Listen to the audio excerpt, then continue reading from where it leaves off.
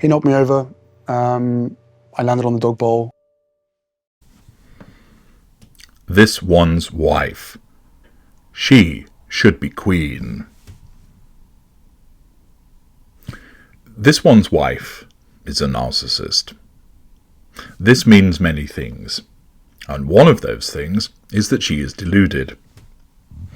The narcissism, which acts as a self-defense mechanism, enables her to survive and in some extent thrive by causing her to behave in a particular way so that she always seeks out control, nullifies threats to control, that she looks for the fuel subconsciously, that edifying life juice of the narcissist.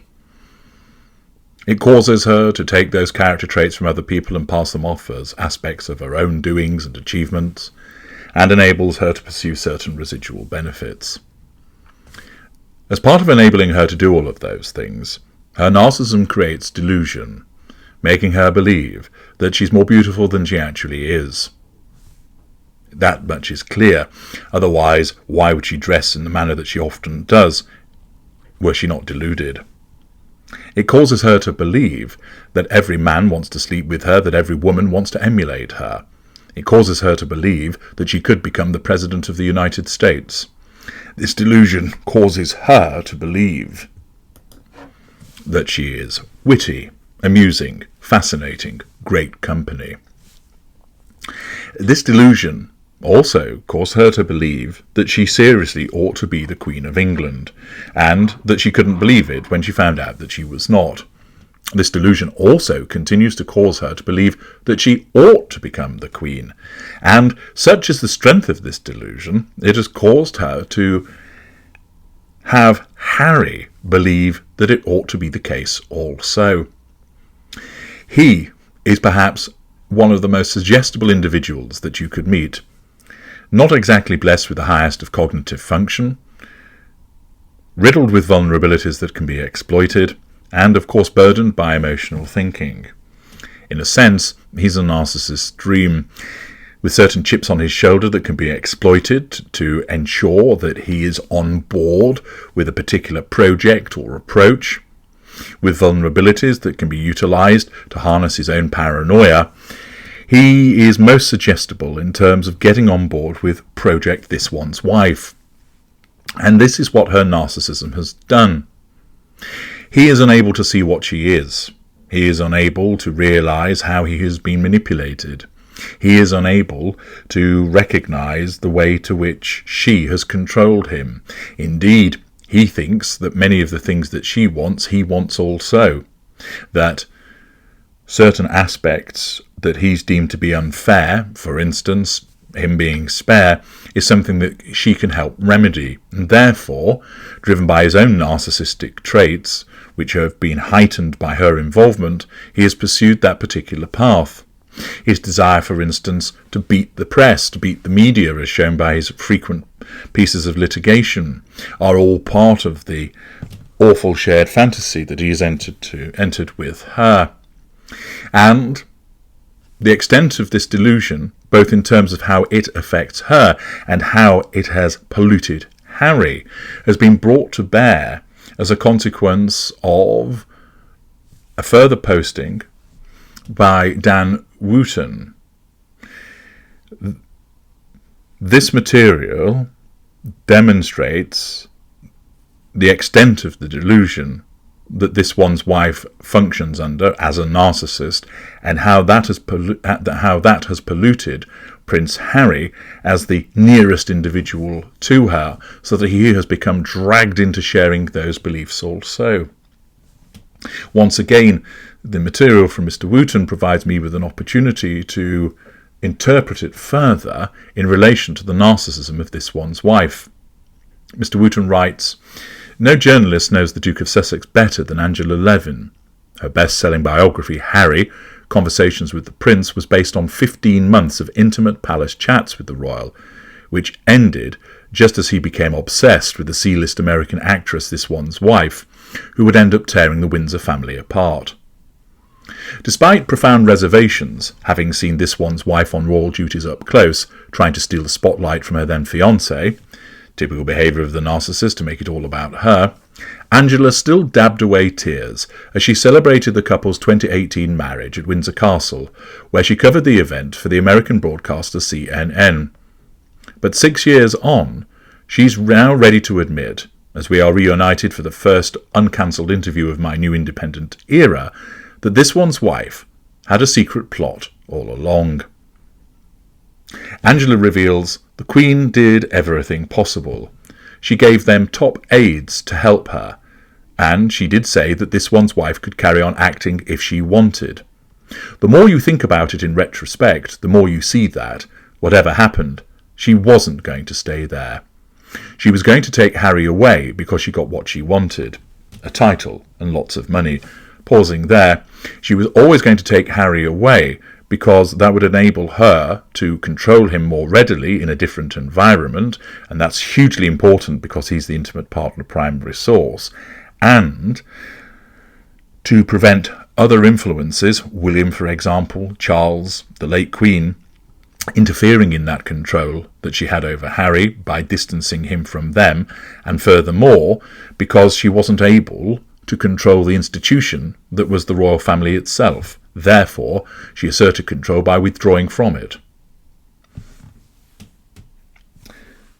The article explains, Harry hasn't got as much money as she wanted. She's a bit upset about that. Damage to residual benefit. She thought it would be more. Harry is now implicit in this one's wife's grand plan. He was loved. This one's wife was admired when she first came. But it was all a plot. They want to bring down the royal family and get rid of the press. No more newspapers. That's his thing that he wants to do forever, to get control of it. Harry's innate hatred of the press is something, of course, which this one's wife has capitalised upon. The press have been disapproving of her, and therefore, through her distortion field, that's seen as racist criticism. Accordingly, she needs to nullify that as a threat to control, and therefore they have a mutual interest. Harry blames the press for the death of his mother. This one's wife wants to nullify the press because it's a threat to control with regard to legitimate criticism of her. Therefore, they have a meeting of minds in that regard. The article continues. Perhaps even more remarkably, Angela reveals that Harry's desire to destroy his own family has an even more sinister endgame in his scheme, seeing this one's wife take the throne.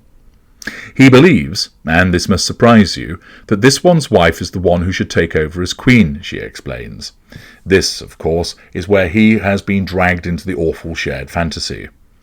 Such a scenario would require the unlikely prospect of William and his children removing themselves from the line of succession, with Harry then acting as an aide to his power-mad wife, who is also delusional enough to believe she could one day be the first female president of the United States of America. Again, the level of delusion of this woman is such that it fails to cause her to recognise that she's not that bright, she's not that competent, she's not that charismatic, she doesn't have a sense of humour. All of that doesn't matter, because the narcissism keeps telling her, you can do it, you should be queen, you should be president. And she believes that delusion, because it is part of what she is. Angela explains he does what he's told, and he thinks that it was very bad that this one's wife wasn't questioned about what should be done to make the royal family up to date. And she said herself that she felt they should have asked her what should be done rather than Kate, because she is a self-made woman, which of course is another part of her delusion, because she's not. She relied on her father, she relied on Trevor, she relied on Corey the chef.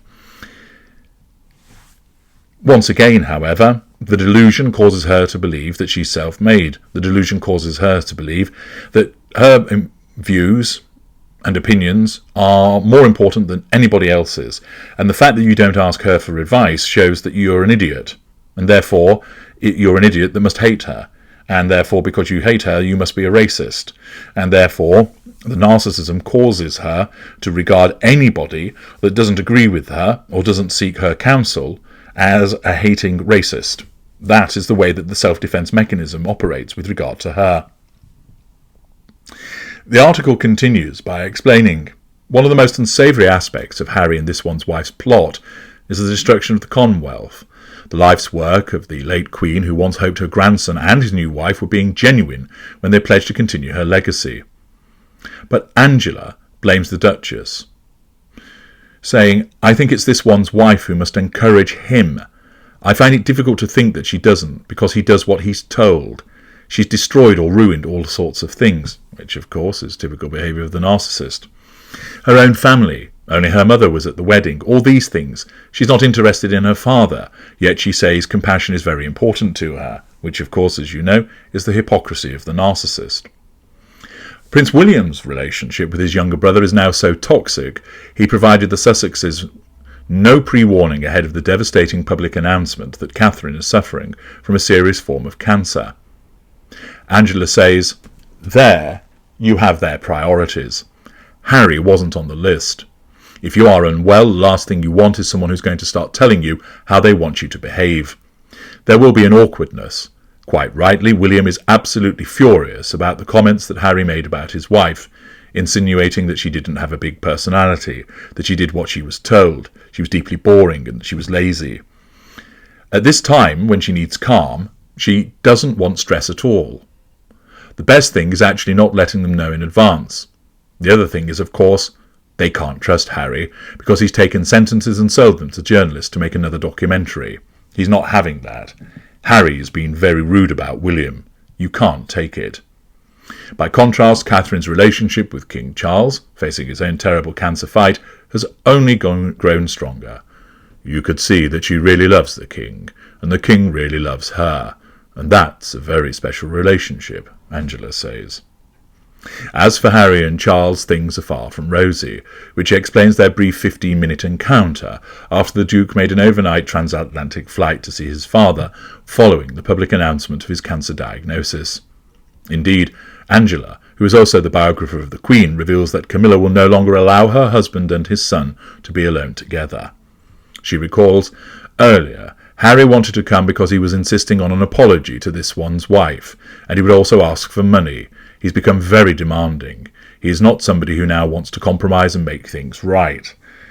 And I think quite wisely that, when you've just heard you've got cancer, the last thing you want to do is have an argument with one of your children." Camilla insisted on being in the room. Harry said he didn't want her there, but she knew she was not going. He was not going to be with his father on his own.